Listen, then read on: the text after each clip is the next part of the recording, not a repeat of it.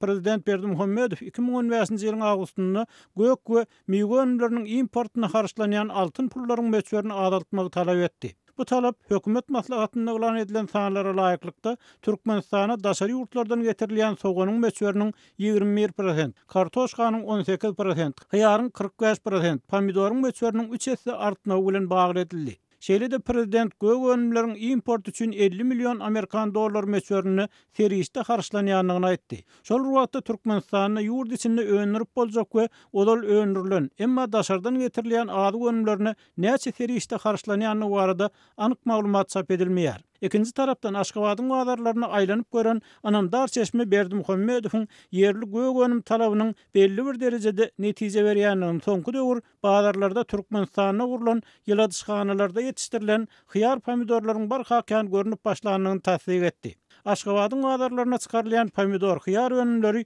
Türkmenistanyň tenagatçylar we telekeçiler birleşiginiň agdasy bolan uly firmalaryň ýurduň dürli etraplaryna uran ýyladyşkanalaryna ýetişdirilýär we olar daşyndan heretseň göze ýakymly önümler diýip Aşgabatly Çeşme adatlyk radiosy bilen söhbetdeşlik taýtdy. Emma ol bu önümleriň aljylarynyň azlygyny belledi.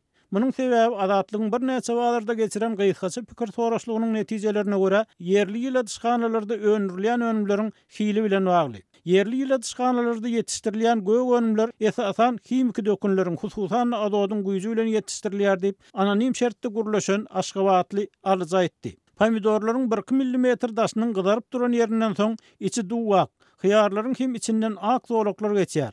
Agronomçylyk urundan bilimli adamlar bu ak zolaklaryň aşy köp ulanylan adodyň netijesini aýdýarlar diýip alyjy sözüniň üstüne getirdi. Emma muňa garamazdan türkmen medeniýeti ýurduň ýyladyşkanalarına ýetişdirilýän gök önümleriň ekologik taýdan juda arasadygyny, adam saglygy üçin bolsa ören peýdalygyny tasdiklýar. Ýöne bu tasdiklamalar aljylar anandyryp bilmeýär. Hatta eli ýuka adamlar hem yerli pomidorlar alanlaryndan Eýranyna, Türkiýede öňürilen tamat önümlerini satyn alanlaryny gowy görýärler.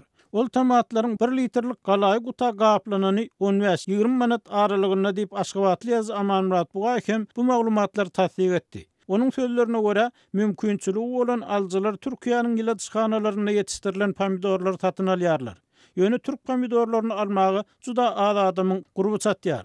Türkmenistanyň özünde ýetişdirilen pomidoryň kilogramy şuň kun 10 bilen 12 manat aralygyna satylýar diýip Bugaýew habar berdi. Türkmenistanyň bazarlaryna häzir hem esasan ýyladyşkanalarda ýetişdirilen gök önümler satylýar we açyk howada ýetişen pomidorlaryň iýulyň ortalaryna, iýulyň başyna bazara çykmagyna garaşylýar.